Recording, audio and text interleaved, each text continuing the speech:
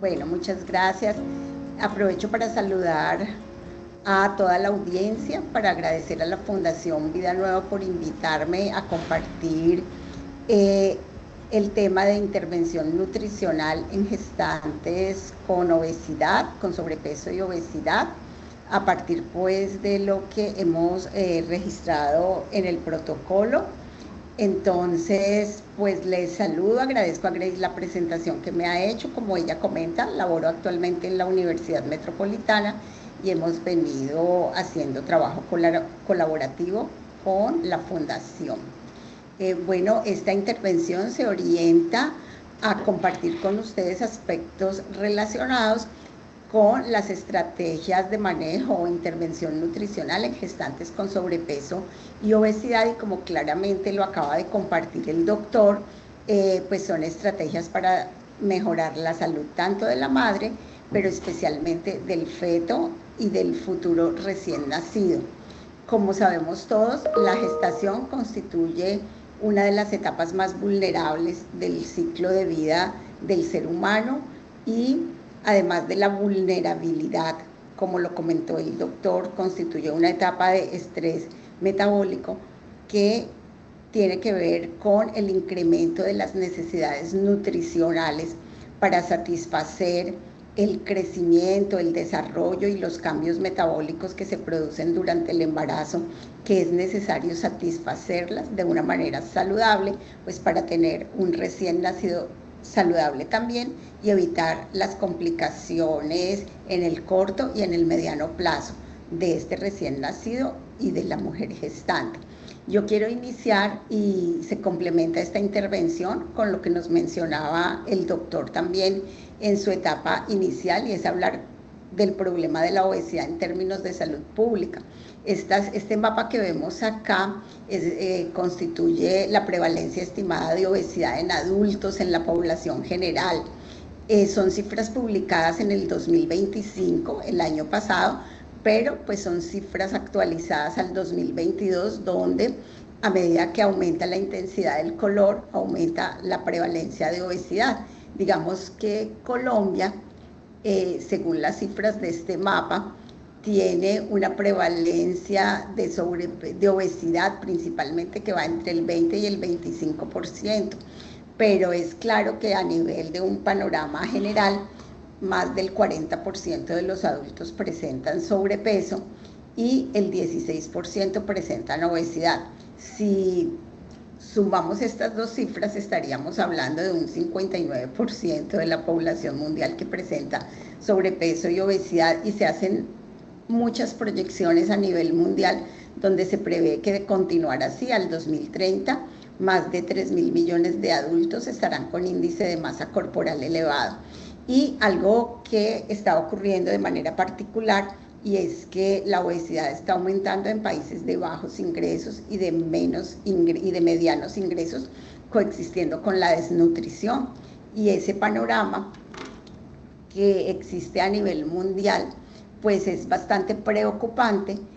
En Colombia también, las últimas cifras oficiales, a pesar de que estas gráficas que tengo aquí en esta diapositiva a la izquierda muestran la prevalencia del sobrepeso y obesidad, también del informe del Atlas de Obesidad, donde muestran cómo se comporta el sobrepeso, que corresponde al índice de masa corporal menor de 25 a 30, la obesidad grado 1 de 30 a 35 y la obesidad mayor de 35, tanto en hombres como en mujeres, donde vemos que acá, por ejemplo, en el año 2000, que es donde inicia esta proyección, las cifras de las tres condiciones, sobrepeso, obesidad grado 1 y obesidad grado 3, estaban por el 40%, mientras que en las mujeres iniciaron en 60%.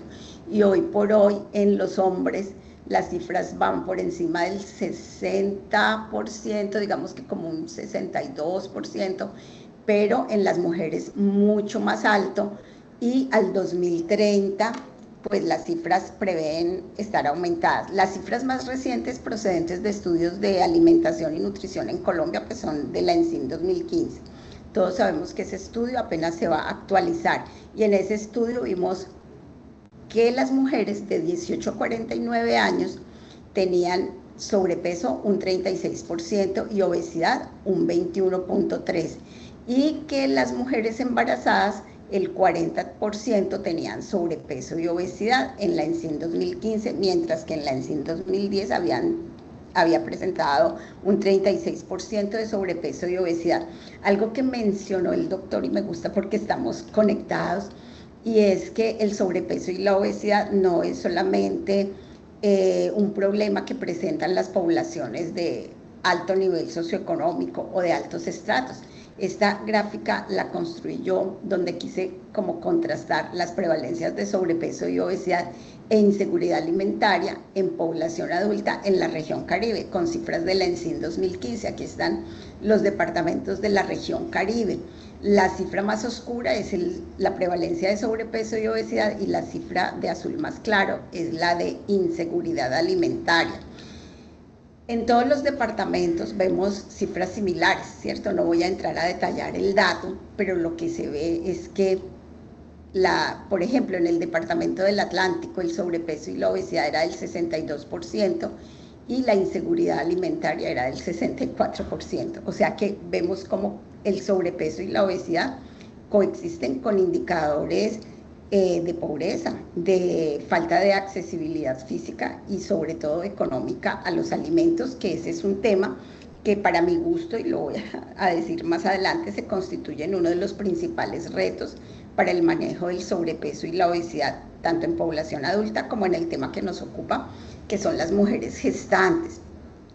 Les comentaba que yo me desempeño como profesora en la Universidad Metropolitana y quise también, para traer esta gráfica para compartirles datos que fueron tomados entre 2022 y 2023 en 176 mujeres en condición de vulnerabilidad. Y lo que hice acá fue comparar la clasificación del índice de masa corporal pregestacional, aquel que nos hablaban en la ponencia anterior de acuerdo a la resolución 2465, y el índice de masa para la edad gestacional con la gráfica de Atala. Y nosotros, ¿qué observamos en este grupo de mujeres? Observamos la gráfica, las barritas de color blanco son el estado nutricional o el índice para la edad gestacional, y la azulita es el índice de masa corporal pregestacional. Lo que observamos aquí es que partamos pues del diagnóstico por deficiencia, ¿cierto? En la etapa pregestacional no habían mujeres con delgadez. En el embarazo durante este estudio nos aparecieron 13, o sea que se deteriora un poco el estado nutricional. El índice de masa corporal adecuado, el pregestacional estaba en 48 y ya durante la gestación disminuyó a 40. Quiere decir que hubo un 8% y algunos puntos más de mujeres que se deterioraron. Parte pues pasaron aquí a delgadez, pero lo que quiero ver claramente acá es cómo el sobrepeso estaba en el índice de masa pregestacional en 29 y bajó a 26, y la obesidad estaba en 22 y bajó a 19. Se deteriora claramente el estado nutricional, pero más allá de eso, lo que quiero ver es algo que se mencionaba, y es que ese estado nutricional durante la gestación, especialmente por exceso, pues es algo que ya traen las mujeres desde el periodo pregestacional, ¿cierto? Y simplemente se refleja. La otra cosa que quiero mostrar aquí, ya que tenemos esta diapositiva, es que en ese mismo estudio nosotros establecimos unas pruebas estadísticas de asociación de las variables que se relacionaban con el sobrepeso y la obesidad. Y aquí nosotros evaluamos las prácticas alimentarias, que resultaron con una asociación estadísticamente significativa. Las prácticas alimentarias inadecuadas, que bueno, ahí hicimos un trabajo que no voy a detallar ahora para establecer si las prácticas eran adecuadas o inadecuadas, pero se relacionan con el sobrepeso y la obesidad. Por otra parte, la inseguridad alimentaria moderada o severa también nos dio un valor de P menor de 0,05 y resultó estadísticamente significativo con la presencia de sobrepeso y obesidad. Y hay algo que, bueno, no hicimos un estudio de causalidad, pero en este estudio, aunque se hizo en Barranquilla, participaron mujeres de otros municipios e incluso había algunas que eran migrantes. Entonces, ser de fuera de Barranquilla también coincidió con una relación estadísticamente significativa con el sobrepeso. Estudiamos otras variables que también nos preocuparon a nosotros bastante, como la ocupación, el nivel de ingresos, el número de integrantes de la familia, el nivel educativo, porque este fue un grupo altamente vulnerable, pero esas variables no resultaron para este estudio estadísticamente significativas. Como digo, fue un grupo pequeño. Esto hace parte de un trabajo de investigación de pregrado. Entonces eso como para ir introduciendo factores asociados con esta situación del sobrepeso y la obesidad en las mujeres gestantes, ¿cierto? Realmente es una problemática que se relaciona con factores sociales, económicos, culturales, que vienen desde antes de la gestación y que si se incrementa la ganancia de peso durante la gestación de manera exagerada, pues se corre el riesgo de presentar, por ejemplo, diabetes gestacional, que será el tema que vamos a tratar mañana. Ya el doctor nos hablaba de muchos impactos y consecuencias del sobrepeso y la obesidad en el embarazo. Hablemos de algunos de ellos. Tenemos, por ejemplo, los riesgos metabólicos, lo acabo de comentar, se incrementa el riesgo de desarrollar diabetes gestacional, trastornos hipertensivos, preeclampsia, y todo esto pues por los problemas inflamatorios y la resistencia a la insulina.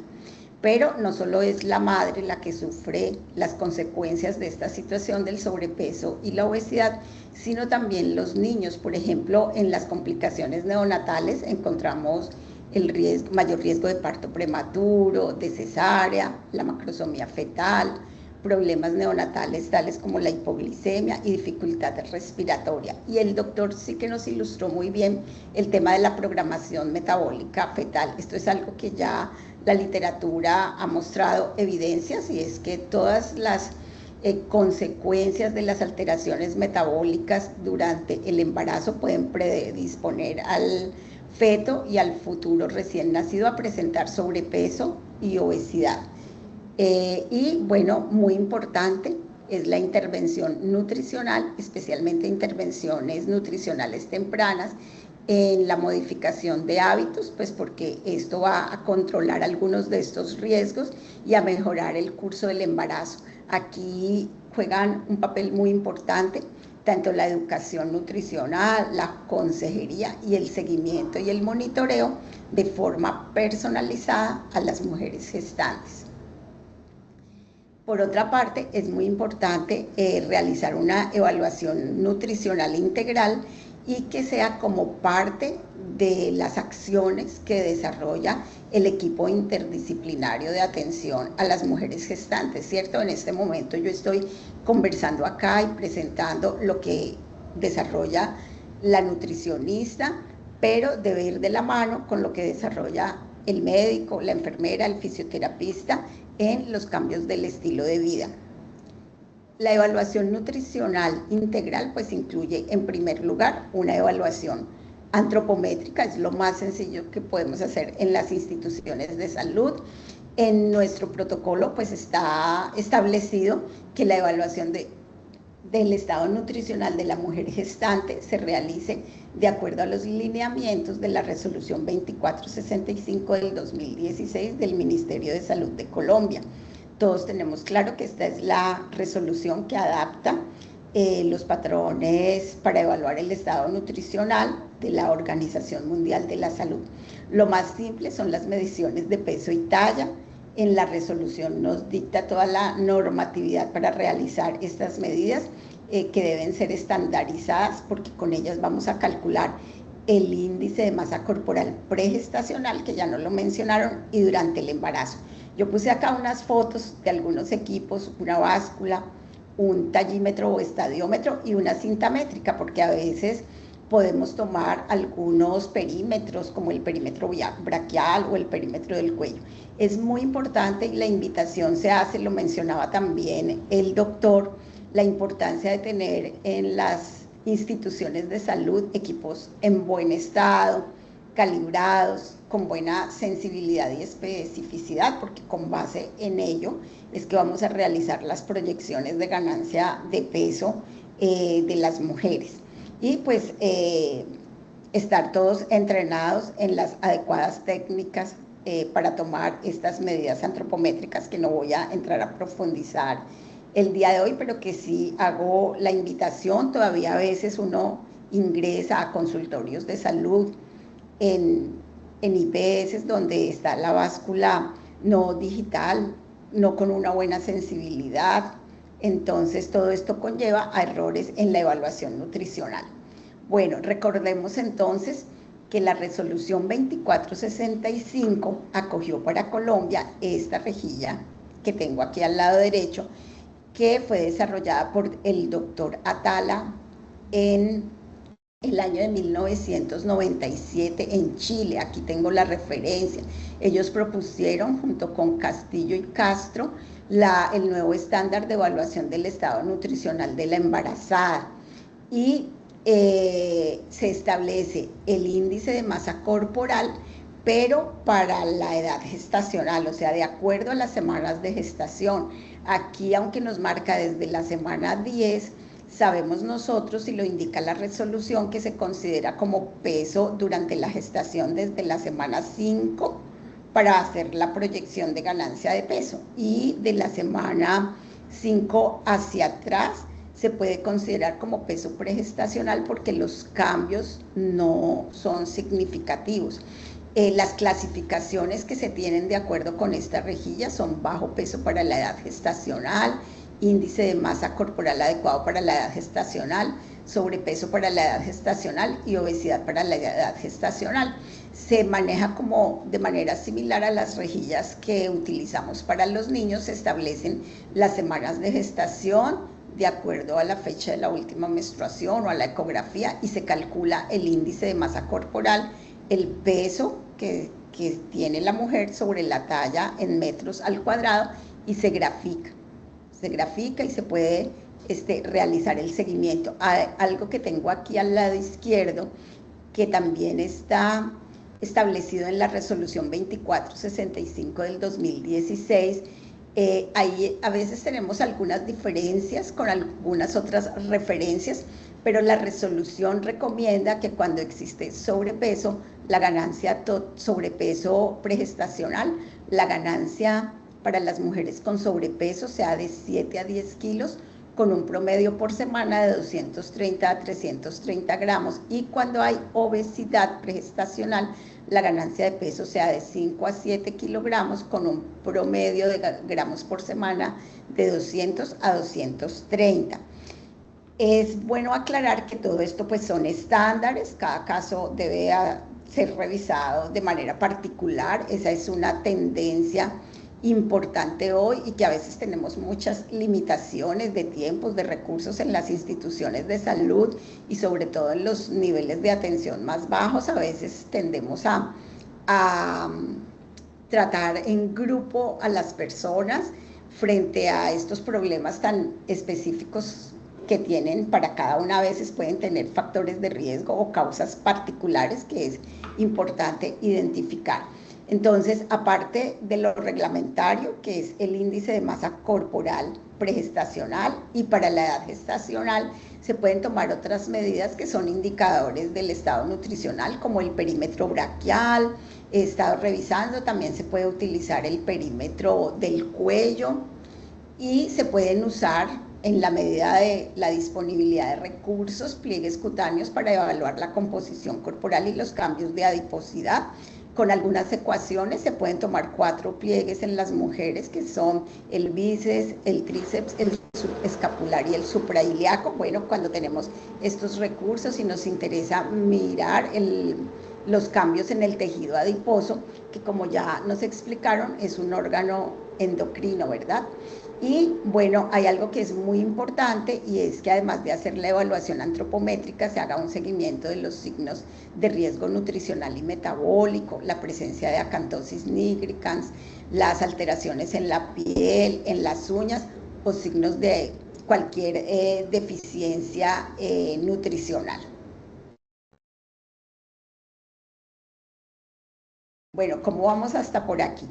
Es muy importante recordar también que como nutricionistas o como profesionales de la salud, generalmente encasillamos la evaluación nutricional como en la parte antropométrica, pero la evaluación bioquímica pues nos suministra indicadores metabólicos importantísimos, aquellos que nos permiten conocer qué tipo de alteraciones metabólicas existen pues para detectar riesgos y guiar pues la atención médica y especialmente la nutricional, porque más adelantico ahora vamos a ver que no se trata solo de darle a la mujer un plan de alimentación para reducir el aporte calórico, sino que generalmente la obesidad se va acompañando a medida que aumenta el índice de masa corporal de alguna otra alteración que es importante conocer. Entonces es así como conocer los valores de glicemia en ayunas, la hemoglobina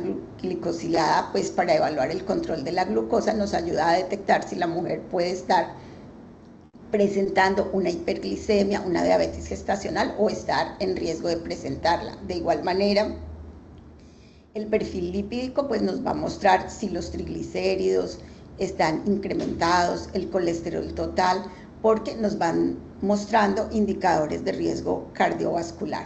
Asimismo, los indicadores renales y también del estado nutricional, como la creatinina, la albúmina, la prealbúmina, dependiendo pues de la disponibilidad de los laboratorios. El hemograma pues nos muestra indicadores del estado nutricional, no anemia con la hemoglobina y también algunos otros parámetros que pueden revelar la función renal. Bueno, hay una parte muy importante y es que detrás de lo que cada persona come hay un comportamiento, hay una conducta. Entonces, los nutricionistas y profesionales de la salud que hacemos estos interrogatorios, es muy importante aprender a detectar eso, las conductas y los comportamientos. Y de ahí que pues aquí en este equipo de trabajo también hay presencia de psicólogos, ¿no? Entonces, bueno, hablando de lo que hace el nutricionista, pues nosotros inicialmente haremos una evaluación detallada de la dieta. Es muy importante, yo sé que ahora en las instituciones de salud los tiempos son limitados, pero es muy importante realizar una anamnesis completa. Ojalá se incluya tanto la frecuencia de consumo de alimentos, o sea, cada cuánto la persona consume cierto alimento o grupos de alimentos, como también, en la medida de lo posible, un horario o un recordatorio de 24 horas que nos permita conocer los horarios, las porciones, los alimentos que la persona elige y poder detectar patrones alimentarios. Hacer patrones alimentarios, estamos acostumbrados a presentar las cifras si son de datos poblacionales, tanto porcentaje de la población consume azúcar, tanto consume frutas y verduras, y tenemos una larga lista de cifras de prevalencia de consumo de alimentos. Sin embargo, hay una tendencia emergente y es la elaboración de patrones alimentarios que se hace en estudios de investigación. Particularmente ese es el tema que estoy desarrollando en el trabajo de tesis doctoral y ojalá algún día podamos llegar a dar alguna herramienta para que en los niveles de atención se pueda establecer patrones alimentarios con herramientas tecnológicas.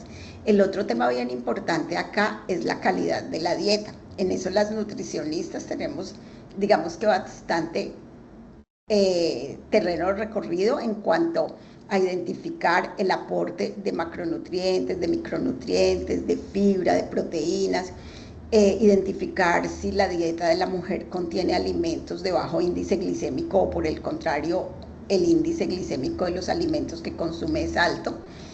Y esto nos ayuda a identificar cómo vamos a manejar el nivel de saciedad de la mujer y cómo vamos a ayudar con la dieta a controlar la glicemia.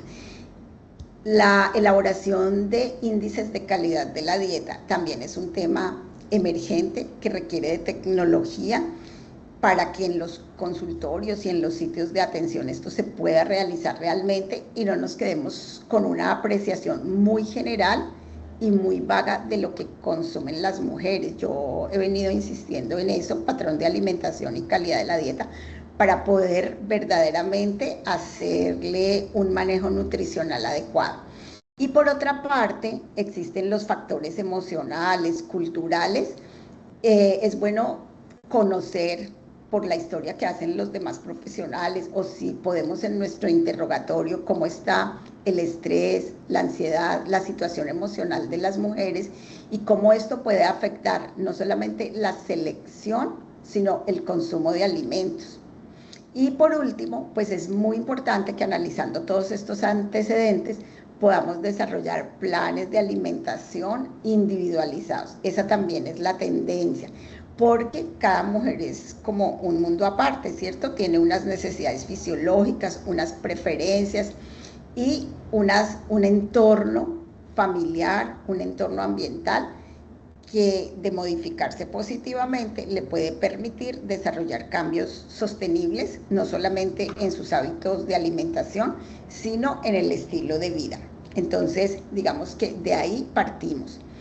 ¿Cuáles van a ser los objetivos del manejo nutricional de las mujeres con sobrepeso para poder elaborar un plan de alimentación? Ustedes saben que hoy se habla mucho de la nutrición individualizada o la nutrición de precisión, sobre todo cuando ya hay alteraciones de salud y alteraciones metabólicas y nutricionales, como en el caso del sobrepeso y la obesidad.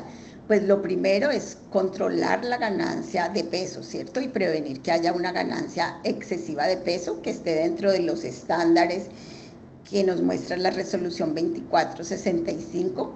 Lo otro es tener optimizada la calidad de la dieta como un todo, ¿cierto? A veces nos centramos en recomendar solamente disminuya el azúcar, disminuya los carbohidratos, pero no vemos la globalidad de la dieta y por eso no solo muchas mujeres gestantes, sino población que presenta obesidad, presenta deficiencias de micronutrientes. Lo otro muy importante, porque sabemos el riesgo que tienen las mujeres con obesidad, ya lo vimos, es controlar la glicemia y disminuir o minimizar complicaciones. Sabemos que las colegas o las compañeras profesionales fisioterapeutas se van a responsabilizar de realizar la prescripción de la actividad física. Sin embargo, también es uno de nuestros responsabilidades, primero indagar si la mujer lo está haciendo, motivar, promover actividad física segura. Por lo general estamos viendo que las mujeres embarazadas no hacen mucha actividad física y bueno, con todo esto también queremos prevenir el incremento del riesgo cardiovascular, no solamente en la madre, sino en el niño. ¿Cuáles serían los requerimientos de calorías y nutrientes? Bueno, de pronto algunas personas se van a preguntar, yo lo que voy a presentar como recomendaciones está basado en la evidencia científica. Por el momento no voy a presentar la guía alimentaria porque sabemos que en el país estamos haciendo una transición de la guía alimentaria al plato saludable, que tenía recomendaciones por grupos de edad y por porciones, a una nueva guía alimentaria que tiene otro tipo de recomendaciones culturales, ambientales y está enfocada en los sistemas alimentarios sostenibles, pero que está en proceso de socializarse y de elaborar las piezas educativas para que pueda ser utilizada por todos nosotros. Pero voy a mencionar acá lo que nos dice la literatura y que hemos acogido en nuestros protocolos. Lo primero es que las recomendaciones de calorías en las mujeres pues son las correspondientes a su edad, a su talla y de acuerdo con las RIE, las recomendaciones de caloría y nutrientes para la población colombiana, pero recordemos que en el primer trimestre se incrementan 85 calorías por día, en el segundo 285 y en el tercer trimestre 475. Tendremos que ir realizando ajustes de acuerdo al estado nutricional y a lo que encontremos si la mujer está en sobrepeso o en obesidad. En el caso de las proteínas, pues recordemos que es un nutriente constructor, con conocimiento básico, y se recomienda 1.5 gramos por kilo por día en el primer trimestre y en el segundo y tercero 1.1 gramos por kilogramos por día. Las grasas pueden ir entre el 30 y el 35, pero es muy importante promover el consumo de grasas poliinsaturados, los ácidos grasos omega 3, los ácidos grasos omega 6. No tengo acá los carbohidratos, pero los carbohidratos ocupan cerca del 50-55% del valor calórico total o de la AMDR, como nos lo dice la resolución de recomendaciones de calorías y nutrientes, recordando que vamos a preferir los carbohidratos complejos y el alto contenido de fibra a través de la dieta también. Varios nutrientes son muy importantes, traje aquí los más esenciales: el hierro, que se debe suplementar entre 30 y 60 miligramos por día, el ácido fólico de 400 a 600 microgramos diarios, el calcio 1000 miligramos por día y 1300 en adolescentes, y no puse aquí la vitamina D, que también es un nutriente esencial en la mujer embarazada. Algunas de estos principios para tener en cuenta en el plan de alimentación o en la dieta modificada o en el ajuste alimentario. A veces no es bueno usar la palabra dieta porque las mujeres de pronto pueden sentir que están poniéndose a un régimen en particular, y ya nos lo dijeron y lo quiero complementar y recalcar, que así la mujer se encuentre en estado de sobrepeso y obesidad, pues la mujer no se debe someter a una pérdida de peso ni a ningún régimen alimentario mientras está embarazada, ¿cierto? Se debe garantizar que vamos ganando el peso necesario. Algunos principios, pues lo he venido diciendo: las dietas deben ser personalizadas y deben ser equilibradas, o sea, deben aportar todos los nutrientes que requiere la mujer para satisfacer sus necesidades como mujer embarazada y el crecimiento y desarrollo fetal. Debe promover la ganancia de peso que se proyecte con la mujer y satisfacer pues los requerimientos de la madre y del niño. Los carbohidratos y las proteínas deben ser saludables. Entonces, a veces uno se encuentra, cuando vamos y hacemos trabajos de investigación como los que les mostré inicialmente, con mujeres que su proteína son productos embutidos, ¿no? Y los carbohidratos pues son bebidas azucaradas, son snack. Entonces ya decíamos de priorizar los carbohidratos complejos, de consumir proteínas de buena calidad, porque es algo que, bueno, por el nivel de ingresos a veces es complejo de cumplir. Y bueno, con los carbohidratos altos en fibra, con bajo índice glicémico, pues para mantener el control glicémico.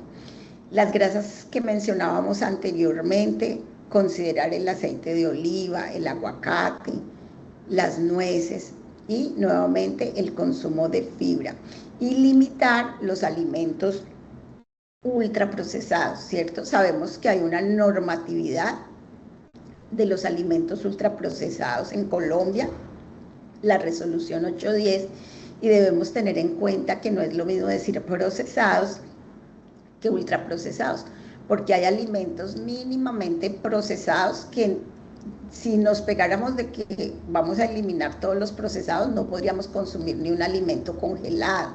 O por ejemplo, el pan o elaborar una arepa ya tiene un mínimo de procesamiento. Entonces, lo que recomendamos en general controlar son aquellos alimentos que son fuentes de grasas saturadas, de sodio y de azúcares simples y azúcares añadidos, ¿cierto?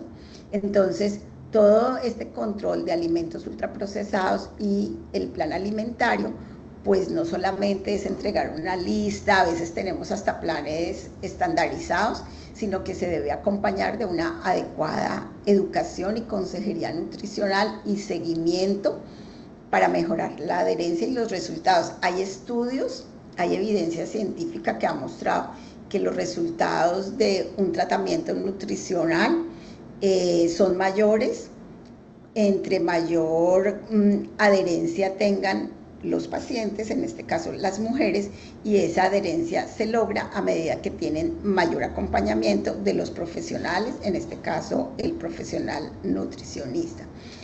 Reforzando aquí también, entonces, en el caso de las proteínas, pues preferir las carnes blancas, el pollo, el pescado, pero incluir también las legumbres y las leguminosas, la proteína vegetal como el frijol, la lenteja, el garbanzo. Bueno, aquí hay otros tipos de frijol en algunas zonas del país que se pueden consumir, y limitar, ya dijimos, los ultraprocesados y los snacks fritos. Hay muchos alimentos de paquete que son fritos y tienen alto contenido de grasas saturadas. Priorizar las frutas y las verduras variadas, principalmente aquellas que se pueden consumir enteras y aquellas que son fuentes de polifenoles, ¿no? Las frutas y verduras son fuentes de vitaminas, de minerales, de fibra y de compuestos antioxidantes. Y limitar bebidas azucaradas, los azúcares, los jugos de cajita o de botella. Bueno, y en cuanto a los cereales, pues consumir avena, consumir quinoa, cereales integrales, y limitar aquellos que vengan preparados con grasas saturadas, por ejemplo, pasteles, este tipo de tortas que vienen ya preparados con otro tipo de grasas.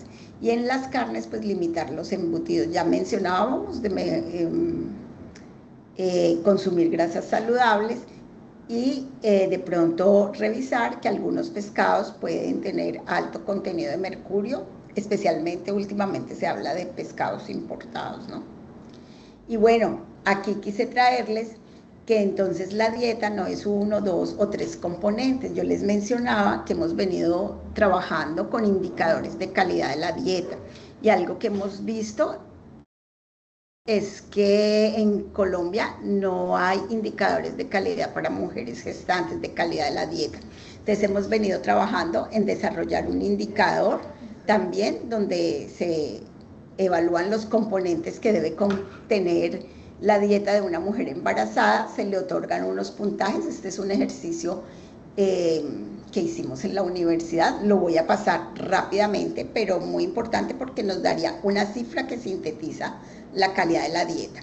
Y en cuanto al acompañamiento profesional, entonces es bueno, ya lo mencionaba yo, realizar un seguimiento nutricional periódico, realizar consejería y educación alimentaria estructurada, pero complementar la atención individual con talleres grupales, porque esto fomenta el aprendizaje entre las mujeres y mejora la adherencia al plan nutricional. Y la intervención multidisciplinaria que integre el equipo, el profesional nutricionista, el psicólogo y el fisioterapeuta, para recomendar la actividad física, que como lo dice la Organización Mundial de la Salud, ojalá fueran 150 minutos por semana de actividad moderada.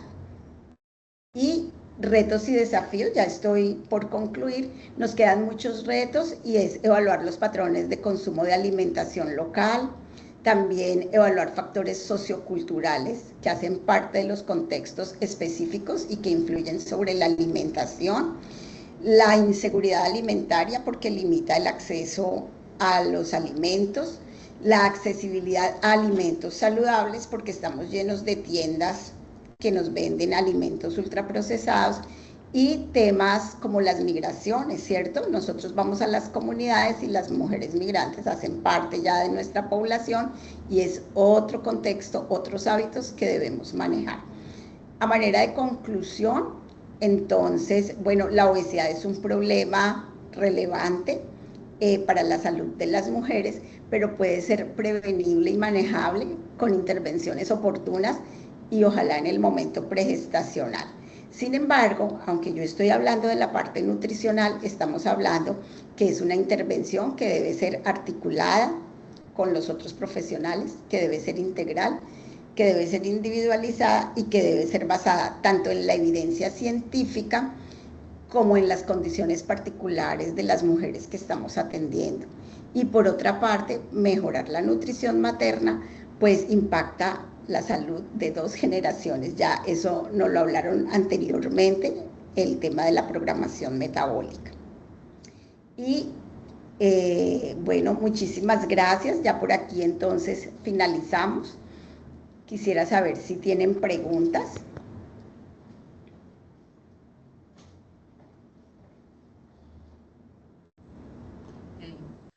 Muchas gracias por sentir. Todo muy claro, gracias. Con gusto.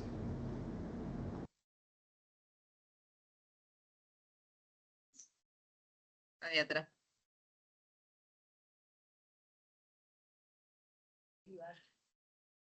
Muchas gracias por su intervención, doctora Milena, de verdad muy oportuna. Entonces, para concluir, ¿alguna duda, recomendación, sugerencia, inquietud? Por favor, realizarla en el chat para poder tener en cuenta y ser respondida por la especialista en el tema. Muy buenas tardes. Listo, profesora. Entonces, para concluir como tal esta sesión con la profesora Milena, temas a tener en cuenta: la clasificación nutricional que se realiza a través de la resolución 2465, realizar planes alimentarios que no vayan dirigidos a la pérdida de peso, sino a fortalecer hábitos alimentarios saludables, la integralidad de todas las disciplinas desde la parte de alimentación, actividad física y salud mental son importantes para poder abordar de manera integral esta alteración. Buenas tardes. Tenemos una pregunta en el público. Con mucho gusto damos el espacio para que pueda ser respondida. Bueno, es un poco la inquietud que tengo frente a, digamos, a los comportamientos en relación con el consumo de alimentos. Pues se conoce que hay un consumo de alimentos que está asociado como a los estados anímicos de las personas. Que pues sí, conozco algunos estudios que están relacionados con la ansiedad, pero acá en materia de elementos prácticos, ¿cómo se puede trabajar eso con la población?